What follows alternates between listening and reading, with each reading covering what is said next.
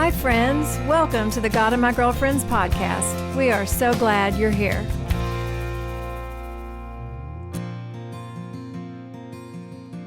Hello, hello. Welcome to the podcast. I'm Marcia Ramirez, and as usual, I'm here with my friend Stacy Wynn. Hey, Stacy. Hi, Marcia. It's good Have to you? be back with everyone. Yeah. We had a week off. Did you have a good week off? I did. It's been chilly in Florida. So Really? it was a nice chilly week to have off. Absolutely cold. Chilly. Yep. What's chilly for Florida? Well, in North Florida, that could be in the 30s, which we saw 30s and 40s. You know, you got to turn the heat on at that point for sure. And Yeah. yeah, cold. It does sound kind of cold. Well, I was in Chicago, but we'll talk about that in a minute. First, I want to welcome our friend back, Juli Maners. How are you doing, Julie? I'm doing well. Good to I'm be with sorry, you gals Julie Hood. again. I call you Julie Maners, but you're Julie Hood. You've only been married, what, 25 years? And I still call 27 you, years. I still call you by your maiden name. Well, I'm kind of like you go by Marcia Ramirez Mm-hmm. in the music biz. And that's Mm-hmm. kind of how, when I moved here, I was Julie Maners, which is my maiden name. So I Mm-hmm. still hang on to that when it comes to music stuff. Yeah. Mm-hmm. One of my best friends still calls me by my maiden name, and it's I just think of it as a term of endearment. I love it. Oh, that's so funny. Well, yeah, it's been cold. I was in Chicago and it was definitely chilly. But when we were planning this trip to Chicago, we were like, are we crazy to plan a trip to Chicago for January? So even though it was cold, at least we didn't have snow. All of our flights were on time, which was a That's great. miracle. It was amazing. So, That's uh, great. I want to hear about that euchre tournament yeah. because I saw your pictures on social media and it Hmm. looked like a lot of fun. You know, euchre is known as Indiana's card game. It's kind Really? of a Midwestern thing. Oh, yeah. I learned to play euchre as a kid with my family. I haven't played it in a long time, but and I think it originated in Europe, actually, maybe like it came here early 19th century, I think. I want to say Germany. I don't know for sure about that. Mhm. But you said that you started playing with these folks during COVID, right? Online? Yeah, it's funny because our friends Todd and Terry Woolsey, they taught us to play euchre. Todd's a Canadian, and my husband's from Michigan, so I think it is like Canada, North, Midwest people. They all grew up playing euchre.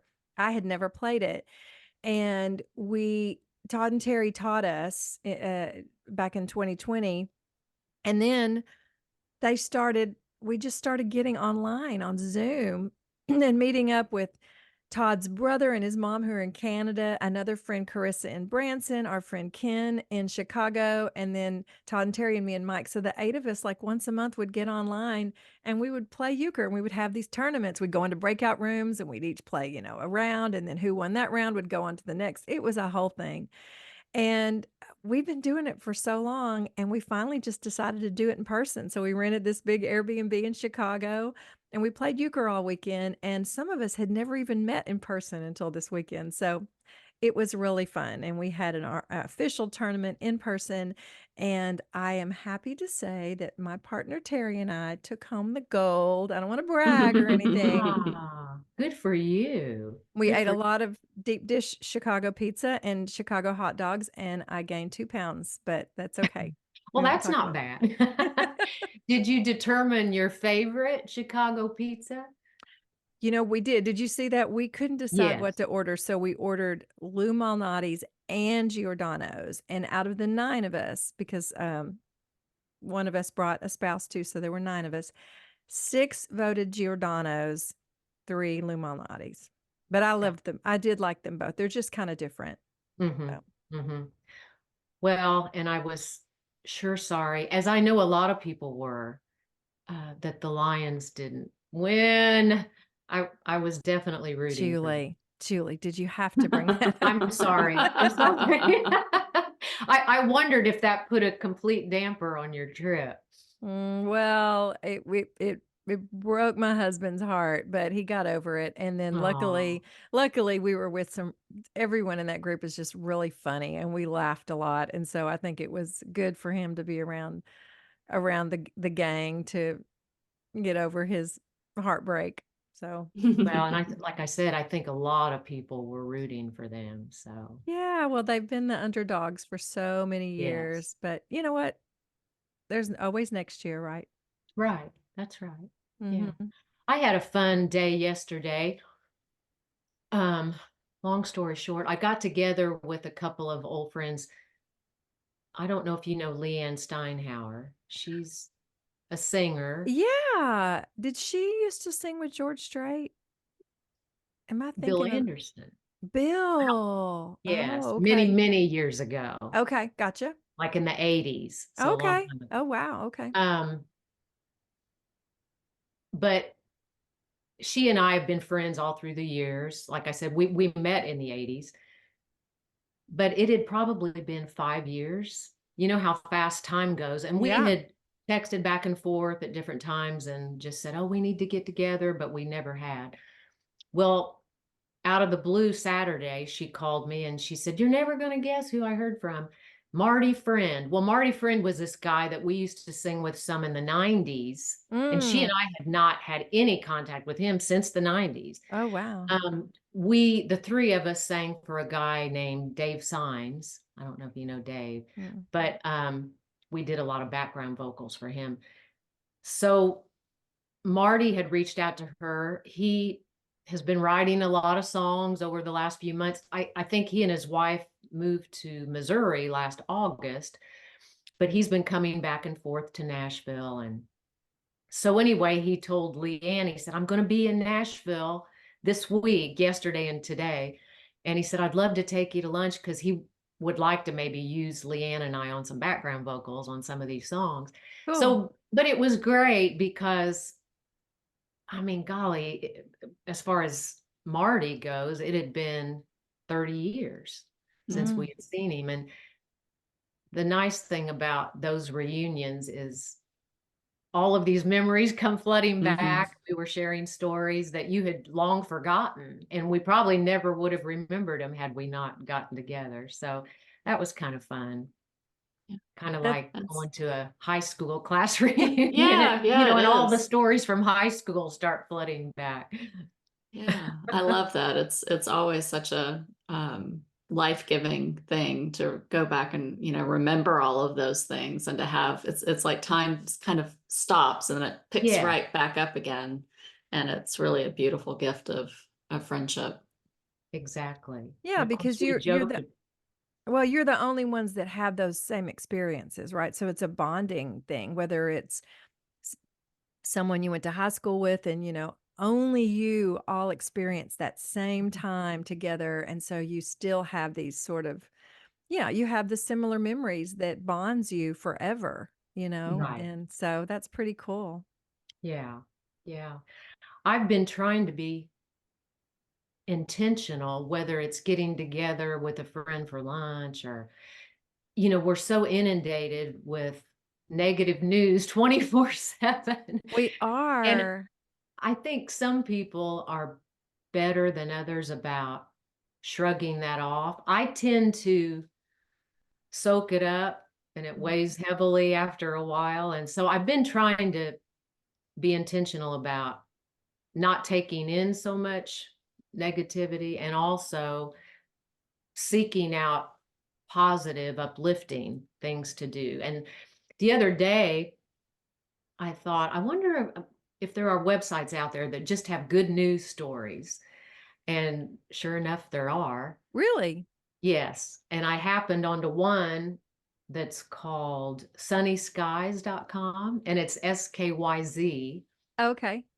And I just sat there and read a few stories and it may have been coincidental, but I noticed after reading a few stories, I just felt lighter and more calm. I think there's something to that.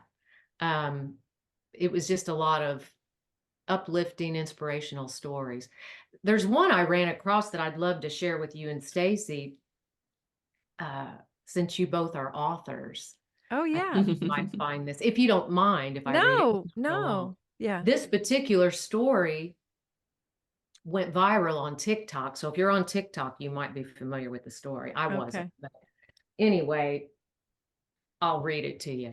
Okay. Um, in 1972, so over 50 years ago, Uh-huh. Barbara Rico penned a heartfelt children's book that held her dreams and aspirations within its pages. Despite her best efforts, the manuscript faced repeated rejection from publishers, leading her to eventually set aside her dreams of becoming a published author. Little did she know that decades later, her grandson would turn those dreams into reality. Chad Cooper, a design and production professional based in New York City, decided to give his grandmother the ultimate Christmas gift, the publication of her cherished book. Visiting her in Baltimore for the holidays, he secretly took her original manuscript along with the illustrations she had commissioned from an artist in Vietnam years ago and transformed them into a beautifully printed book. On Christmas morning, as Barbara unwrapped the carefully crafted gift, she was overcome with emotion as she realized the magnitude of the surprise. The moment, captured by Chad on TikTok, quickly resonated with viewers and the video went viral. Chad's thoughtful gesture didn't just end with the surprise, he also included a link to the book on Amazon, making it available to the public. The response was nothing short of miraculous. Within days, Barbara's once forgotten book skyrocketed to the top of Amazon's bestseller list, Oh my Wow. gosh. earning the coveted spot as a #1 bestseller. Oh my. Amazing. Chad filmed the reaction to that news for TikTok too. So, I I'm just gonna That's have thought I'd sweet. share that with you. I love it. Yeah, I'm gonna I have know. that to is find good that news. TikTok and put it in our show notes so everyone can go watch, because I bet that would put a smile on everyone's face. And we do need good news. We need Mhm. smiles. There's so much negativity. We're inundated with it and we don't even realize it, right? Yeah. And Yeah. I remember a time when, because I don't watch the news anymore for precisely this reason, but there was a time when I recall watching the news and there was a balance of good, kind of good news stories, and it's just not a thing anymore. So I think we have to also be really good stewards of what we take in, and just knowing how it makes us feel Mm-hmm. and knowing when to get out of the negativity when we need to. Mm-hmm. Right. Well, Yeah. I think Mhm. that from what I have read a little bit about, how the news is even presented to us, it's strategically presented in a way that will give us these sort of dopamine hits, and people for Mm. some reason, like anger and negativity and stuff, creates this chemical in your brain that makes you want to tune in for that Mm. negative dopamine hit, and it's eating us up from the inside Mhm. out. You can just see it affecting us all in Right. society. Right. So I love that you're finding these good news sites, and I'm going to put a link to that. And yeah, we gotta smile. I've been Yeah. trying to, on like Fridays on my socials, put some Friday funnies. Just I've y- noticed that. I like that. yeah, I'm like, you know what? We gotta find some smiles and some laughter, or it's just we're gonna collapse. You know. Right. Mhm. So Right. Yeah. thanks for sharing that. I love Oh, that. well, sure. What a Yeah. sweet story. I loved that. I loved that. And they're out there. I mean, I'm sure there are many more just like those, but like, Stacy was saying, we don't hear the good news very much. Right, Yeah. right. There Yeah. are good people out there doing good work. Yes, Mhm. Mhm. exactly. Yeah. Yeah. It was like Mr. Rogers always said, when you're feeling like everything is bad, look for the helpers. Look for they're out there. We Mhm. just have to look for them, right? Right. That's I right. love that. Well, last week we took last week off. We had a break. We're gonna do that now and then because Stacy and I are loving doing this podcast. but it is a lot of work. So it's good to just take a week off now and then. And I also say really quickly that if you guys are listening to this podcast and you're enjoying it, please go rate us, especially on Apple Podcasts. If you can give us even just a rating, if you can leave a great 5-star review, that would be, it has to be a 5-star review, but if you want to do that, that would really help us gain some traction. Um, yeah, as we're trying to grow our little podcast, I know that more and more of you are tuning in, and that makes me happy. So help us grow. We have a new Facebook page and Instagram page. So find us there and join in on the conversation. Let us know about what you want to hear more of. Mhm. A couple of weeks ago, we had a great conversation with Danielle Schroyer about her book, Original Blessing. And Mhm. that was such a great conversation. Yeah. Um, Yeah. It continues to really resonate with me. mhm. And I just saw a post from someone whose young child was baptized. And the message of the baptism, which is, a beautiful message, was so centered on sin.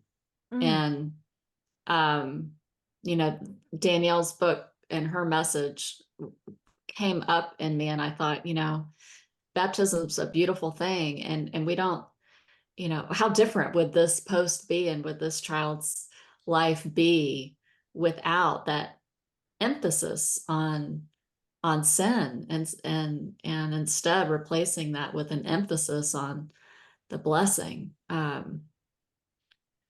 Yeah, it's a Yeah. powerful message that she brought. I hope everyone goes back and takes a listen to Yeah. that. It definitely was. And when she said, I think it's the love of Jesus that keeps us going in the long Mhm. haul, you know, I I'm never going to have a problem. I mean, again, we're all wired differently, but I'm never going to have a problem acknowledging that I'm a sinner because I'm one of those people that tends to heap on probably more than my share of guilt and shame. And like she said, you can kind of get stuck in that Mhm. and start to feel, um, well, I have trouble sometimes forgiving myself for Mhm. things. And your self-worth can Mhm. start to um, be in question. And so for me personally, I need a healthy balance of knowing that I'm loved. I'm Yeah. loved by God, that I am created in his image, that I'm uniquely and wonderfully made. I need to hear just as much about that Mhm. as I do about what a wretched sinner I am. Yeah. Mm. And yeah, that really resonated with me. I liked also how she said the gospel is a story of invitation and participation. Mhm. Mm. And I thought about when Jesus was gathering his disciples, when he said to Peter and Andrew, when they were fishing, come follow me and I'll make you fishers of men. So much of what he taught in the 3 years that he walked the earth, I think we do tend to not focus on that enough. And as Danielle said, we kind of rush to the end and Yeah. Mhm. focus more on his death. Mhm. Mhm. So yeah, there were a lot of really valuable things that I think she shared in that podcast. Agreed. Agreed. Yeah, I'm just feeling like, switching in my brain from thinking I'm an inherently bad person to thinking I'm an inherently good person. I'm creating an image of God. Am I facing some negative thoughts or negative, you know, uh, influences? Yes. Those are there. But I'm not an inherently bad person. God didn't create us to be inherently bad. He created us and said, "This is good. I like this. I like these humans." Yeah. Yeah. Right, definitely. Well, Julie, thanks for coming on. It's good to see you Yeah. again. Good to see both of you. I wish And everyone could actually see you because that sweater is stunning. It's so oh, nice. thank you. Thank you. You always look lovely. Both of you. We may have to put this on our YouTube. We have a new YouTube page, so we are putting a few bits of our of our conversations on YouTube. So if you guys want to actually see this beautiful sweater that Julie is wearing, go to our YouTube page and you'll see her. I'm going to do that. That's so awesome. And coming up, we have a great conversation. Y'all stick around. We're going to be talking with Amanda Held Opelt about her really beautiful book called Holy Unhappiness and how we can embrace some of the struggles in our life, and that still can be a holy place to be. So y'all stick around and listen to us talk to Amanda. And Julie, Stacy, talk to y'all later. Have Good a to good see you week. later. Thank you. Our special guest this week is Amanda Held Opelt. Amanda is an author, speaker, and songwriter.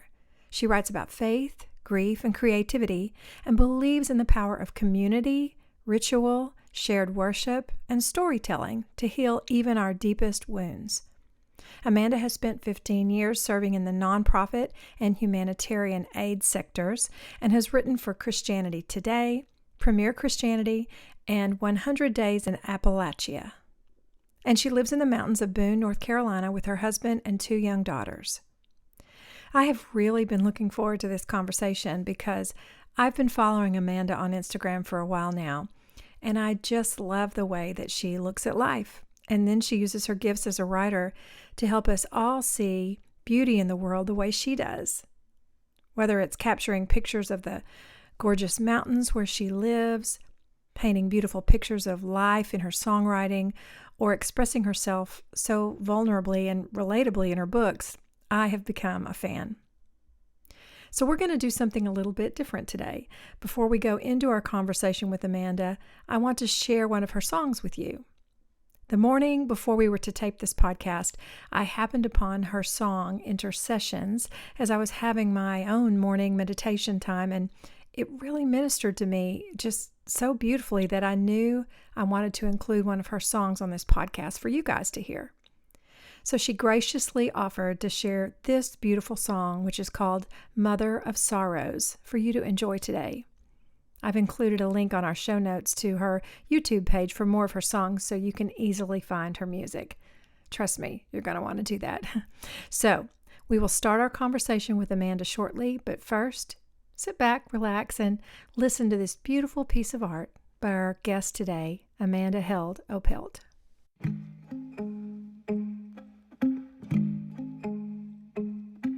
They call me the mother of sorrows, the queen of Galilee.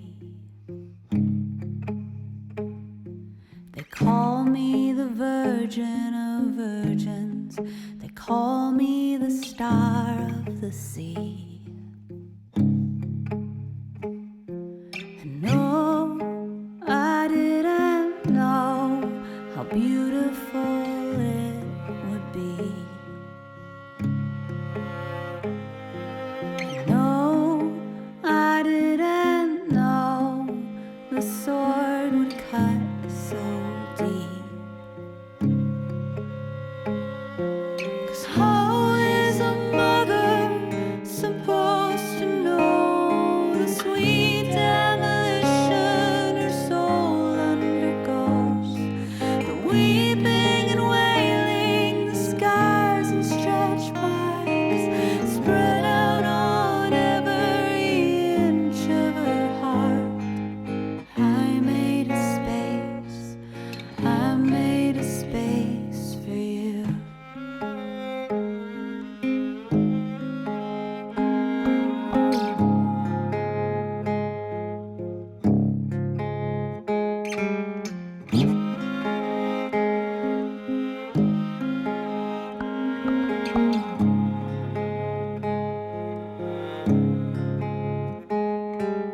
They say my son, he won't have a home, no place to lay his head. But I housed him here in my body, my breast became his bed. And no, I didn't know how he would change it all,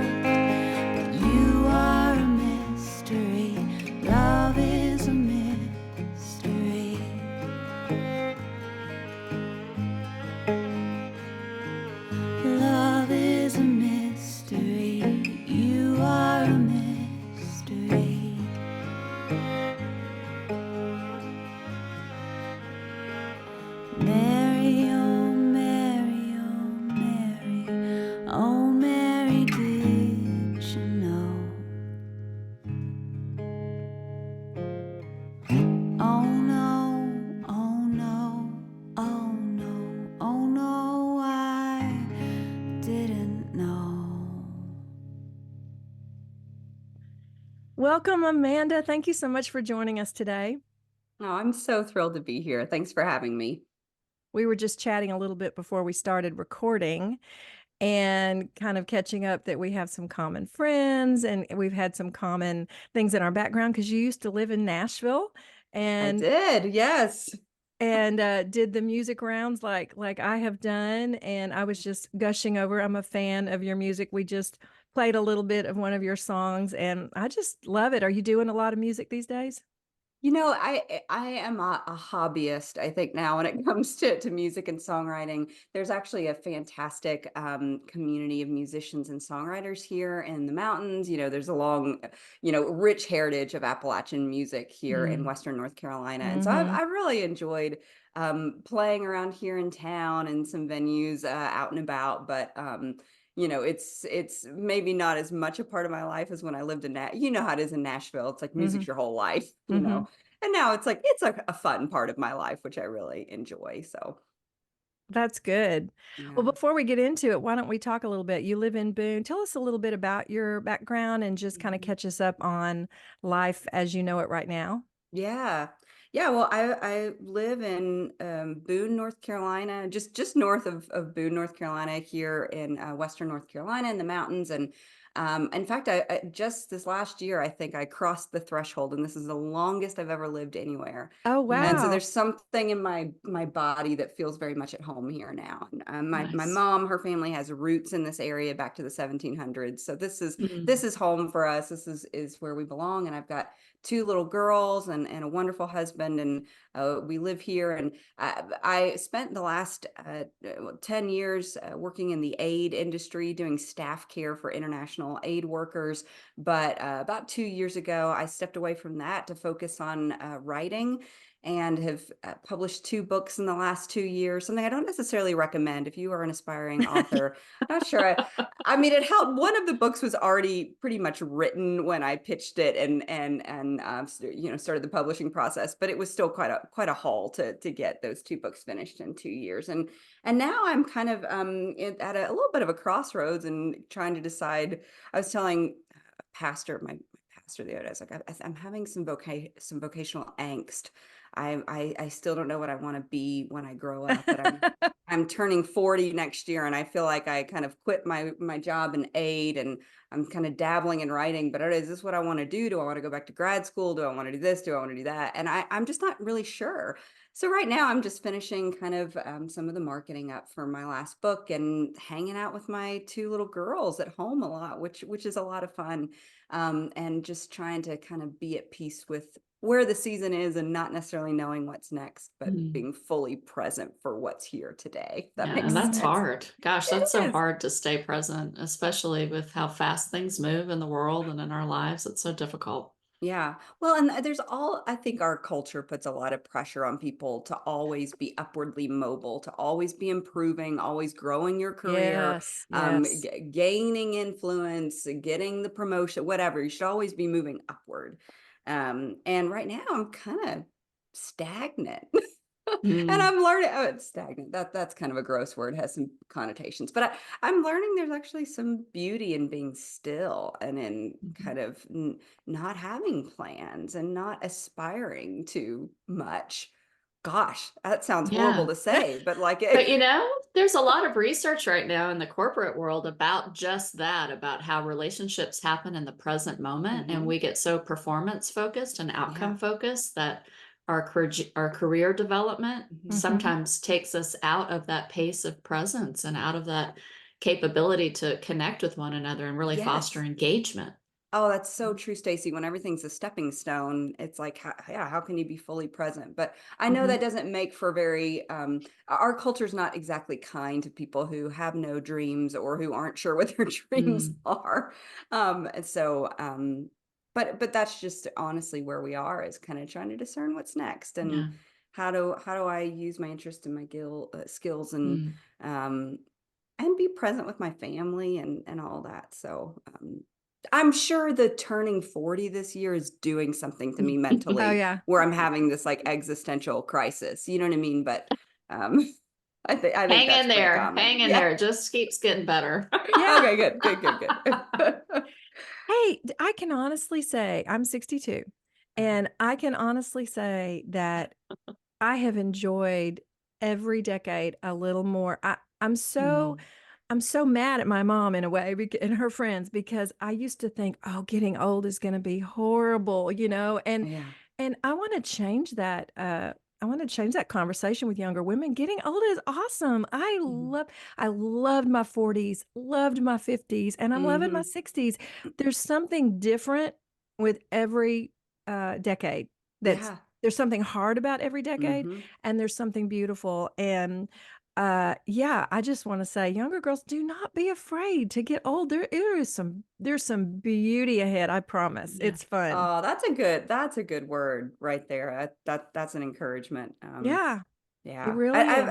I've heard some people say, like, that the culture has places of honor for very young women, and they have places of honor for very old, wizened, sage women, but women in their middle age, like, what's our purpose? What's our place? Oh, Like, what's our Mm, role? And so I love that idea of kind of taking that season back and saying, yeah, mm. there's beauty here, there's purpose, there's yeah, and there's meaning. So that's an encouraging word. Thank you. As I'm stepping into middle age. yeah. It's gonna be great. It's gonna Cool. be great. And I love that place too. I've been there too, where I just sort of like take everything off my plate for a minute and just see Yeah. what God's gonna fill it with, you know? Yeah, absolutely. That's so Yeah, cool. that surrender. Okay, well, this book, let's talk about we mentioned in your intro that your first book, beautiful book, A Hole in the World, that was I told you that earlier. I found that at a time when I was going through some grief, and it really nourished me and ministered to me. Mm, So thank you for that book too. But thank this you. book, really, I related to it so much because just last year I had a depression episode, a mental health crisis, and Mm, I was really going through that because in the past, a lot in my faith, I could just go through all the typical, you're too blessed to be stressed. You just need to get, mm, all of the little cliches of Christianese that I had held on to. And I remember going to lunch with a friend, and she said, Marcia, it's impossible to be truly grateful and depressed at the same time. And mm, I I just lost it. I was like, that is mhm. not true. That Yeah, is not true. I yeah, said, I can look around and I am grateful. I'm grateful for my life. In my head, I can be grateful for every little thing that I have. But I was doubting, what am I doing wrong? Why is my life not perfect? I mean, it seems perfect. So why am I unhappy? And even my husband was like, what's wrong? yeah. What is it about your life that's not perfect? And so I went through a really difficult time Mm, and had people, acting like it was maybe a lack of faith on my part, mhm, different things like mhm, that. So reading this book and having you break down just all of the different little thing, you call it the emotional prosperity gospel, mm. and I love that. I love that. And I just want to start with a little quote that right at the top of your book that hit me. It says Christians have a way of labeling negative emotions as unholy, insinuating that difficult feelings like fear, listlessness, anger, or anxiety are the result of a lack of trust in God. More than once, I remember a preacher saying something to this effect: God gets a hold of us through the mind and intellect, and Satan gets a hold of us through the heart and emotions. This led me to believe that emotions were not to be trusted, particularly difficult emotions. Sadness is sin, worry is wicked. Truth can tame any ungodly emotion. Mm. Mm. So, there's a lot in that. There's a whole lot just in that one Mhm. little quote. But can we first talk about what you call the emotional prosperity gospel? Can you break that down for us? Yeah, well, I think, most of your listeners are probably aware of what the traditional prosperity gospel is. It's this idea that God doesn't want you to be unhealthy. He doesn't want you to be sick. He doesn't want you to be poor. He wants you to be healthy. He wants you to be wealthy. He wants to give you the abundant life. And this ideology really emerged from this kind of philosophy known as New Thought that came about during the late 1800s. It was this idea that if you can kind of manifest, right? This is where manifesting comes from. If you just think positive thoughts, this is the ideological descendant of the power of positive thinking. Just think positive thoughts in your mind, and you can make them happen in reality. That kind of the metaphysical and the physical world are tied together in that way. So you've got to always be positive, always be thinking about success for yourself. And even vision boards kind of have a little bit of their rootedness in this idea that if you just believe it for yourself, it can happen. And so the Christians kind of took some of that ideology on and kind of blended it into some of their theology and said, if you just believe that God is good, if you believe God wants to bless you and even speak a word of faith, then you're going to be prosperous. You're going to have an abundant life. And I think most Christians I know have rejected that theology and said, no, God has told us suffering is part of life, that everyone's known someone, a very holy saint who's gotten sick and even died. And, we know that sickness is part of life. We know suffering and death and all that is part of life. But there's a little bit of this theology that I think we have clung to. And it's this idea that, okay, God might not, want you to always be healthy or wealthy, but he does want you to be happy. He does intend for you to be emotionally blissful, filled with bliss. And so I think we sometimes think, well, if my life isn't always filled with peace, or my life isn't always filled with happiness or joy, if I'm not content all the time, then something's gone wrong. I've done something wrong. Like this is a result of a poorly formed theology, or God's mad at me, or God's punishing me somehow, that our happiness is an indication of our holiness. And so there's all kinds of like components of this, right? It's this idea that if you just believe the right things, you'll feel the right way. If you do your daily quiet time, you're going to have a peace-filled day no matter what. Like if you find your calling and you're at the center of God's will for your life, i.e., get the right job or fill the right ministry position, marry the right person, then you're going to feel a sense of meaning in your work. Your work's always going to be exciting. Your marriage is always going to be wonderful. The couple that prays together stays together, all that, you know what I mean? Like all these little platitudes that we say, like, yeah, just make good decisions and love God. And yeah, you'll have hard times. You might be poor, you might be sick, but you're going to be happy. You're going to be happy. And that's not been my experience. I have been sad like you.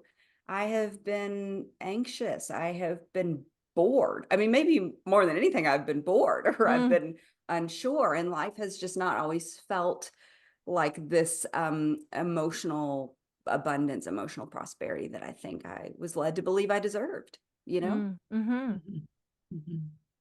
There's like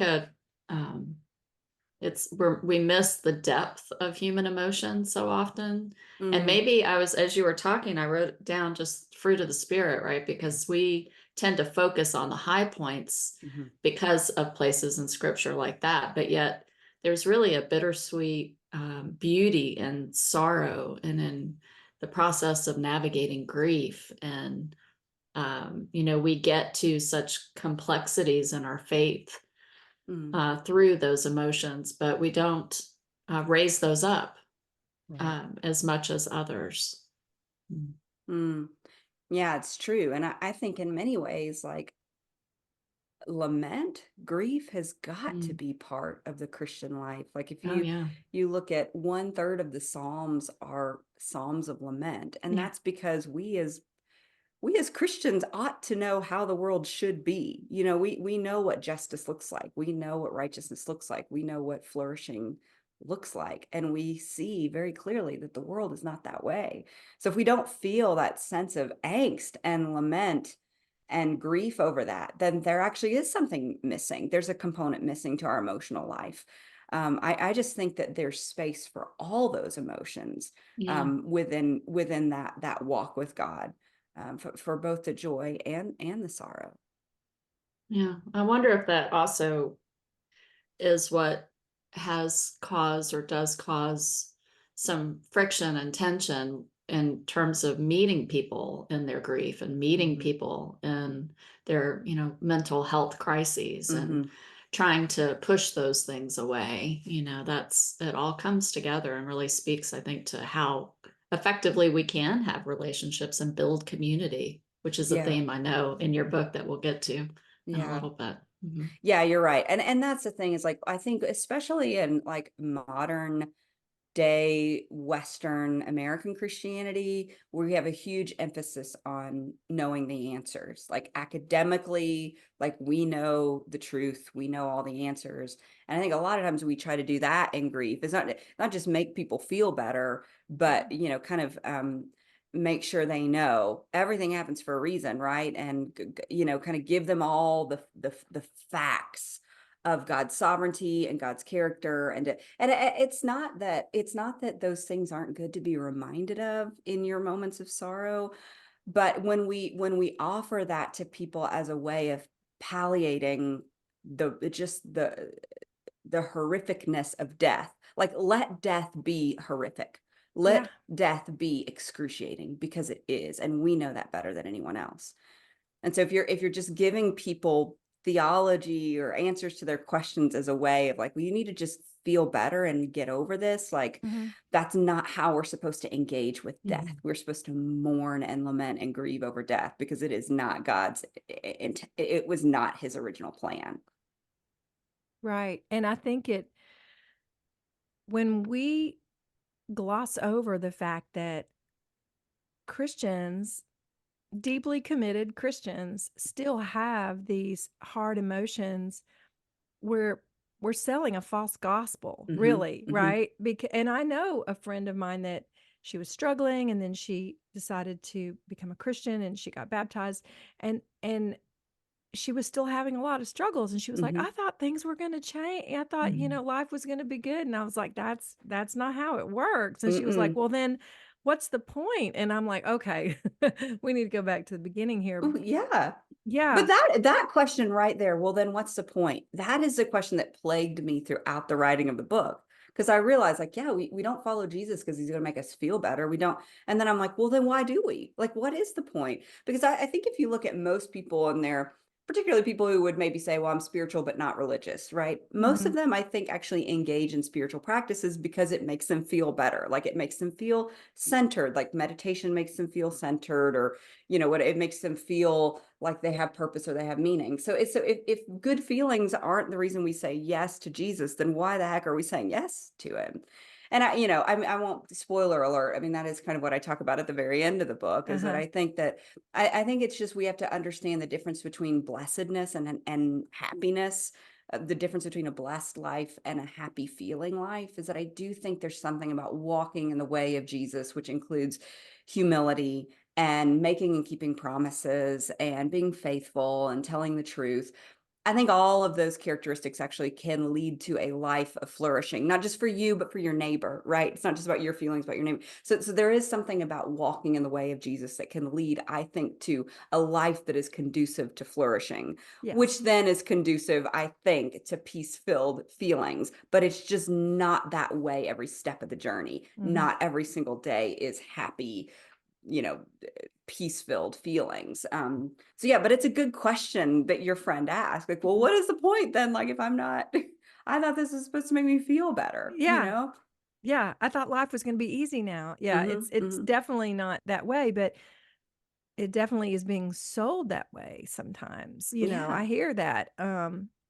But I love that what you do with your book, you break down, talking about the emotional prosperity gospel, you break it down into like 9, I think, different ways that it might kind of manifest itself, Mm-hmm. from our marriage. It's like the whole, I mean, I hear a lot of people talking about, purity culture and how they were taught if they just waited for the right guy and if Mm-hmm. they did all the right things, that then they were going to have this perfect marriage that was going Mm-hmm. to be Mm-hmm. easy. And then all of a sudden it doesn't necessarily turn out that way. So they're like, what? Yeah. Um, Yeah. I think it was Caitlin Beatty that first coined the term sexual prosperity gospel. yeah, I thought yeah. that's really good. It's like, oh yeah, just save yourself for marriage and you're going to have like this awesome sex life and this awesome, like, holy marriage, everything's going to be great. And it's like, that's just not how any marriage is, I don't think, Right, right. I got tickled because, again, we've had a similar background. I grew up Southern Baptist and went to a Southern Baptist college, and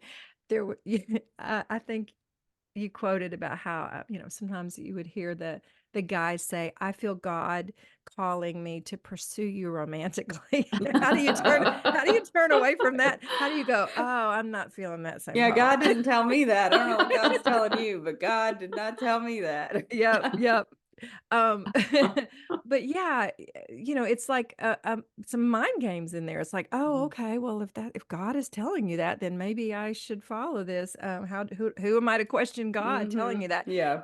But like you talk about marriage, you talk about being a parent. I struggled as a young mom so much. I felt so alone and out of my element, and I'm like, I love this thing, but what am I supposed to do with it? Yeah. It's a super powerful message in the lives of women, right? Is that your Yes. primary calling is to be a wife and a mom. That is and I understand why why the church in the post-sexual revolution wanted to give that message, is because I think they were saying, well, all of a sudden women are being told that unless they go climb the career ladder, their lives don't matter, And so it's like, we need to tell them that there's dignity in motherhood. We need to tell them that there's dignity in being a stay-at-home mom. And that's great. There absolutely is. There's Mm-hmm. dignity in so many different paths that women choose, whether it's a career, whether it's motherhood, whether it's being a stay-at-home mom. But the church definitely oversold that message and went to this extreme of saying, this is your primary calling. This is your primary way by which you glorify God, is by having children and being a stay-at-home mom and supporting your husband. And that all sounded fine to me until I walked through a season of infertility, and I didn't know if I was going to be able to be a mom. So could I really be a woman? Could I be a biblical woman if I can't have children, And then when I had children, it turns out it doesn't come that naturally to me, mothering. But what comes really naturally to is my husband. He had five younger siblings. And so he's so good. He's great with babies. Last night I went out with a girlfriend and I came home and the three of them were like playing on the floor, this really complex game that he had just made up off the top of his head. And they were giggling, like the happiest they've been all day. And I'm like, this is not my thing. Like, I'm not great at creative play. I think I'm a good mom, but like, it doesn't come naturally to me. I got to really work at it. And it's still laying in bed last night after I wrote this book. I was still laying there thinking, am I not meeting God's calling for my life because I don't love every moment of motherhood, and am I failing as a woman because my husband's better at parenting than me, or whatever. These are all the thoughts going through my head that are completely unreasonable at midnight and all that. At midnight, we all have those. But it's ingrained so deeply in us, right? The narrative is so Yes. like woven into our way of being that it's really hard to extract yourself from it. Yeah, I think Absolutely. it's good to hear you say that too, because I think so often those things that we write and those things we put out in the world that we think will be helpful to others, they're helpful to us also. It's a Yes. message that continues to resonate with you, and I think that's a value of putting it out in the world. So thank you for that, because it allows you to continue to reflect, but also all of us. It's lots of wonderful messages in here. Well, I've heard authors often say they write the book that they need, but that doesn't yet exist, or they write the book they need to read. And that's definitely true for this book. Like, I feel like I need to go back and read this book again. Although I don't know if I could do that, because I'm sure I'm like, oh no, I would say that differently now. A year and a half later, I think I'd say that a little different. Or I've kind of changed what I think about it. Authors are ever evolving too, and so it's always a risk to put anything in print. But for sure, there's some messages in this book that I want people to absorb that I'm still struggling to absorb myself, Mm-hmm. Mm-hmm. Yeah. Same, same. You mentioned just a minute ago that you went out with your girlfriend, and I got a kick out of a little story you told in the marriage chapter about how you were having a hard time in your marriage, as we all do sometimes. We need to normalize that. Yeah. And you went to a marriage counselor, and she suggested that you needed to find some good girlfriends. Yeah, it fits well. The story fits well for this podcast, I'd It say. does. It does. I laughed because, yeah, we talk about that a lot about how, one person, whether it's your spouse or even just one friend, Mhm. cannot be everything for you. Like you need a variety of relationships in your life. And in the story, you got so mad that you fired that therapist. I did. I was like, I'm not coming back. I'm not coming back to this lady. And I have a new therapist now who I do love, and she's amazing. Good. But that advice that therapist who I fired Yeah. gave me was actually quite good. I just, at the time, I didn't see it. I didn't understand what she was saying, because again, once again, it's these narratives, it's these expectations that have been woven into our brains, is that like your marriage partner is your soulmate. They are your everything. They are supposed to be your co-laborer, co-parent, lover, cheerleader, best friend, all of these things. And that's a relatively new set of expectations when it comes to marriage. Like when I read a book about the history of marriage, it's like, oh, often marriages were just political alliances. Sometimes they Yeah. were really just like kind of ways of, kind of creating a household where there was a fair division of labor. It was very often not about romantic love.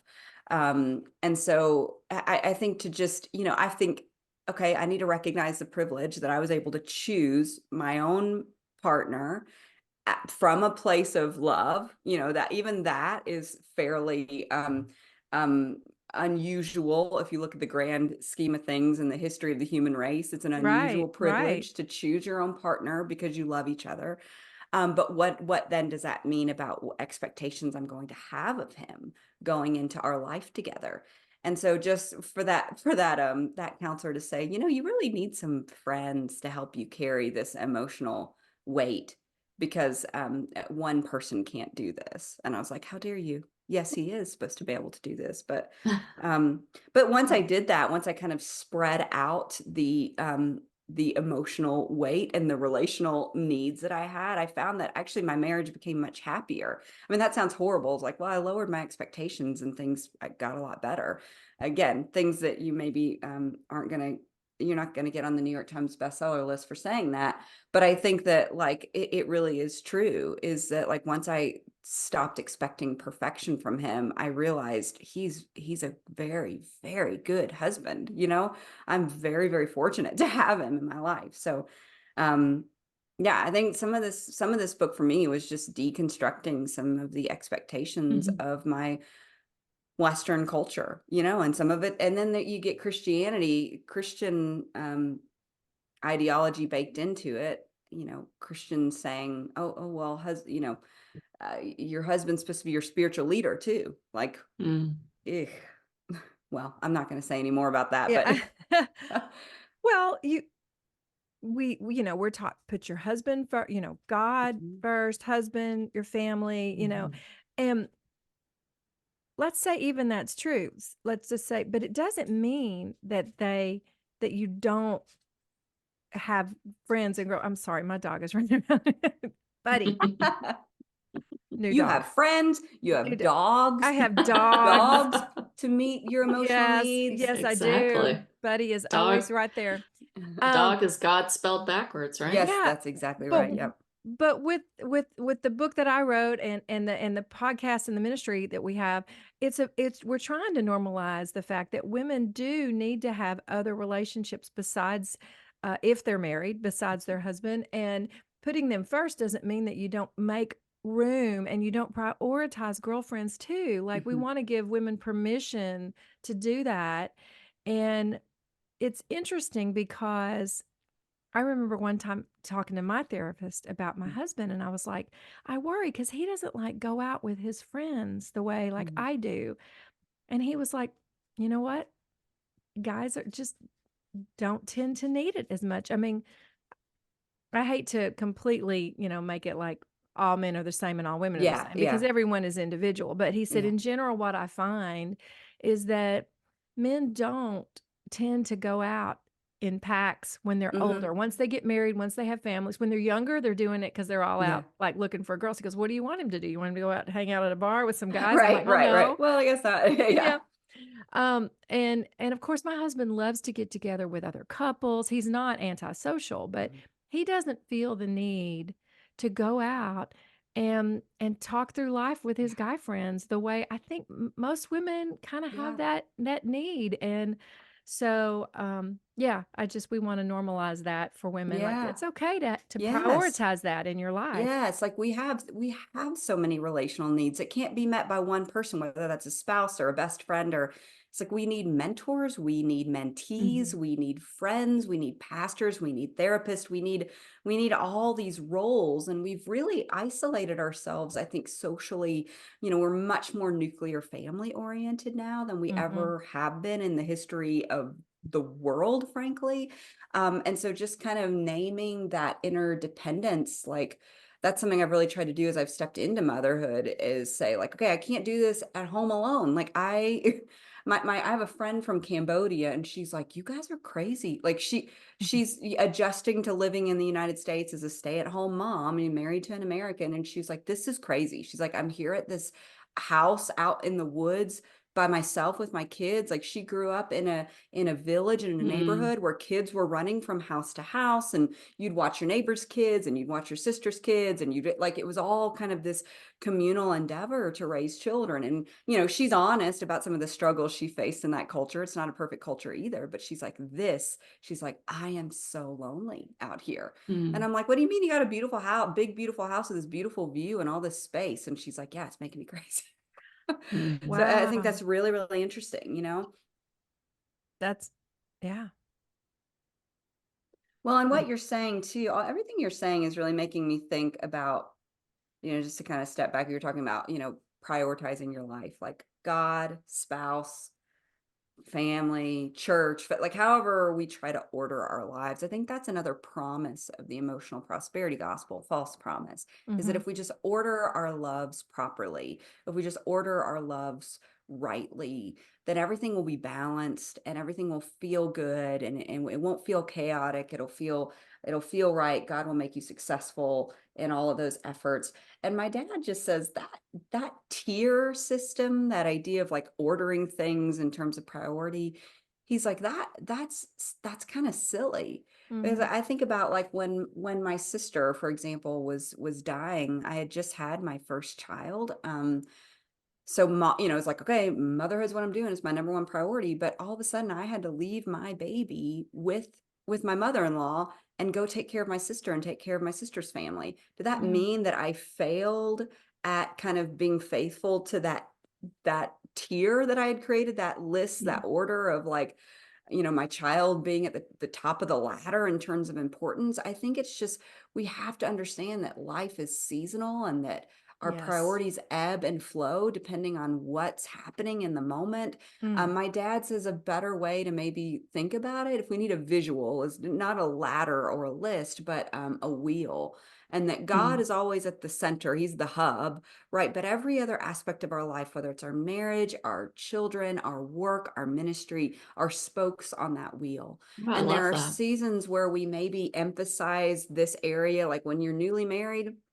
Really think people ought to give a lot of attention to your marriage, because you're going to Mhm. be learning how to live together in partnership. And when, maybe when, if, I think about working in the aid world, like there were times where it's like, yep, these aid workers, they're not going to be able to prioritize their family or prioritize their rest. They're trying to get life-saving resources to people who've just had an earthquake, or people who, just had a tornado. It's like, I don't know. I just think that we have to kind of look at what's going on in our lives. What's the need?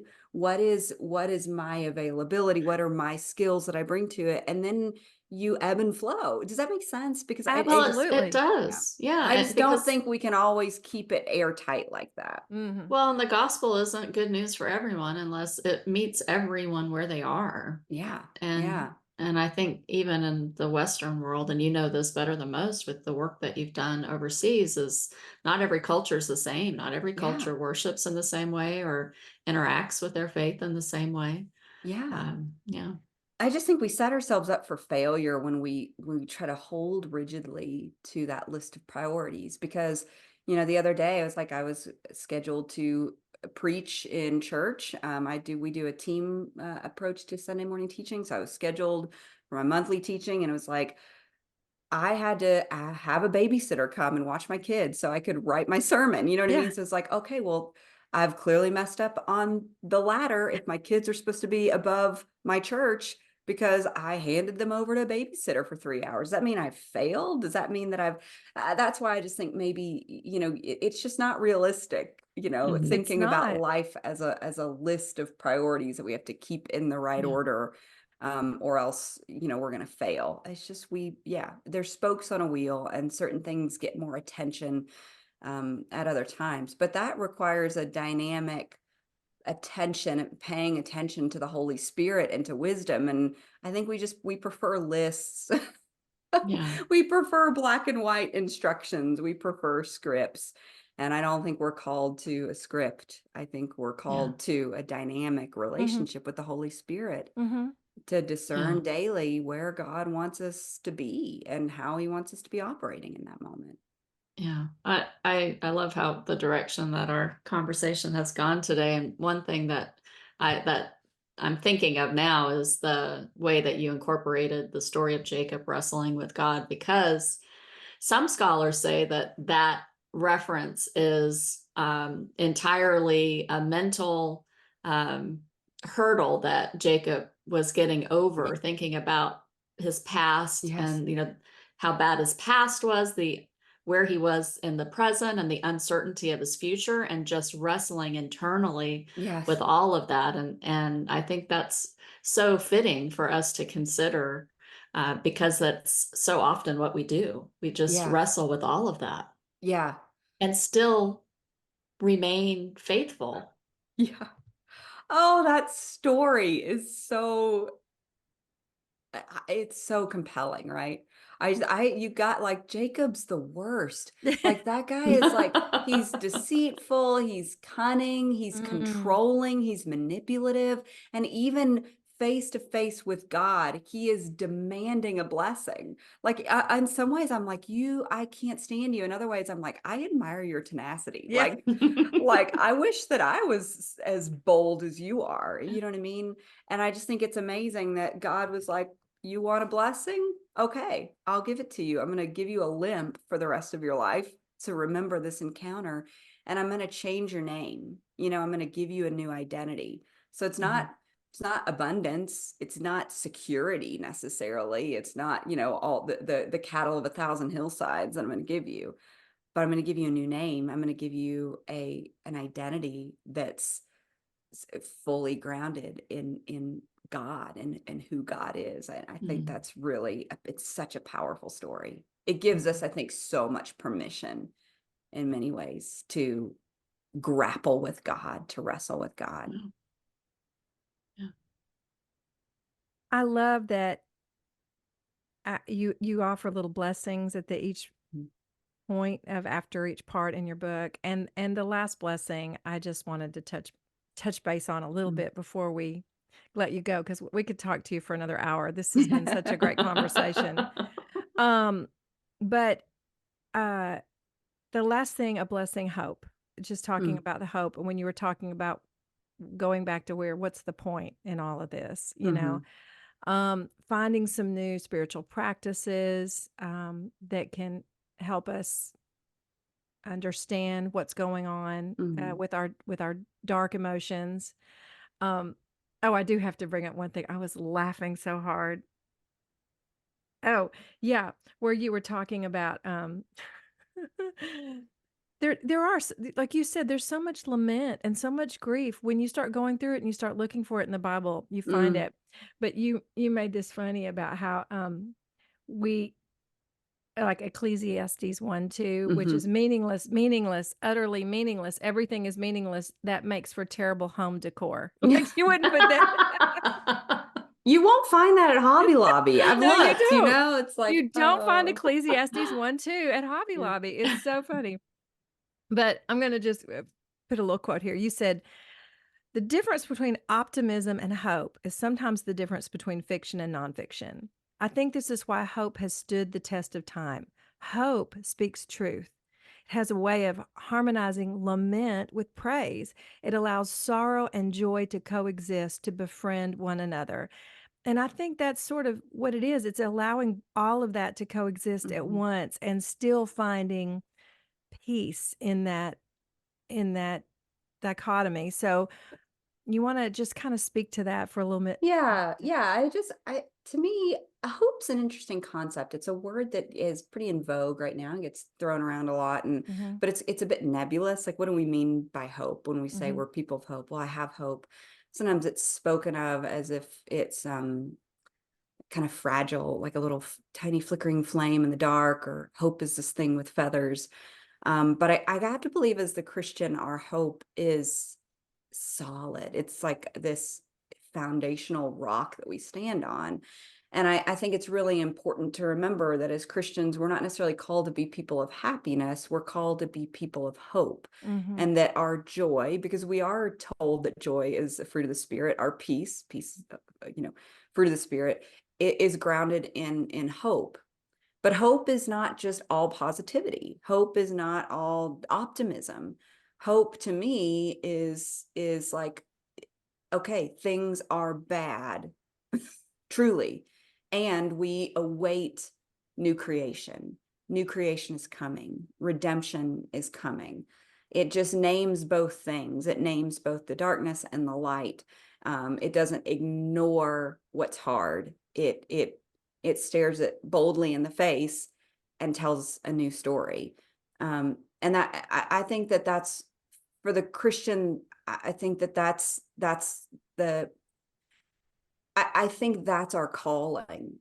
I think that we think, if we could just win the world, we can woo the pagan with our happy demeanor, by showing them that, oh, if you just come to Jesus, you'll be happy all the time. That's where that phrase, there's a God-shaped hole in all of our hearts, and if you Right. just follow Jesus, he's going to fill that hole. Well, that little axiom is really derived from a philosopher, Pascal, who was talking about something completely different, actually, when he was talking about this God-shaped hole in all of our hearts. I think he basically was saying that hole's never going to be filled this side of eternity. We all feel this longing for the intimacy with God that will come in heaven and in new Mhm. creation.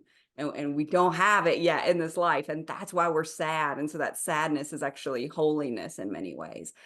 But I don't think we're going to win the world by being optimistic, happy pappy all the time. I think the way that we tell a compelling story to the world is by being fully present in both the pain and the joy. Is what would happen if Christians were fully present for the sorrow, fully Mhm. present for the fear, fully present for the anxiety, but also fully present for the delight, and fully present for the joy, and fully present for the blessings. If we could just be present for it all, I think that's a compelling story for the world, rather than ignoring the pain, rather than ignoring the death and the sorrow. If we say, no, we're here for that, and we name how hard it is, but we also name how Mhm. much beauty there is in life too, and we Mhm. fully embrace and indulge in that too. Yeah. Yeah, you mentioned the virtue of honesty, the virtue Mm-hmm, of authenticity, mm-hmm. and allowing for that. It's hard in this culture sometimes. It is. Yeah. It is hard to be, I think, as much as our culture says it values authenticity, I'm not sure it really does. I think it values a very curated form of authenticity.